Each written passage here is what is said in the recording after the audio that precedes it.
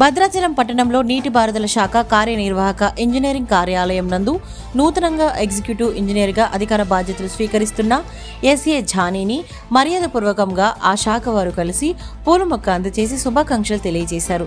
ఈ సందర్భంగా మాట్లాడుతూ భద్రాచలం నందు అధికారిక బాధ్యతలు స్వీకరించడం చాలా సంతోషంగా ఉన్నదని, అటు రైతులకు ఇటు ఉద్యోగస్తులకు అందుబాటులో ఉంటూ రాష్ట్ర అభివృద్ధికి పాటుపడతానని తెలుపుతూ ఉద్యోగస్తులకు ధన్యవాదాలు తెలియజేశారు. ఈ సందర్భంగా టీఎన్జీఎస్ జనరల్ సెక్రటరీ మరియు గెజిటెడ్ అసోసియేషన్ జిల్లా ట్రెజరర్ బాలకృష్ణ జిడ్డు తిరుపతి మాట్లాడుతూ కార్యనిర్వాహక ఇంజనీరింగ్ అనేది ఎంతో బాధ్యతను కూడుకొని ఉంటుందని, దానికి ఎస్ఏ జానీ వన్నె తీసుకొస్తారని తెలియజేశారు.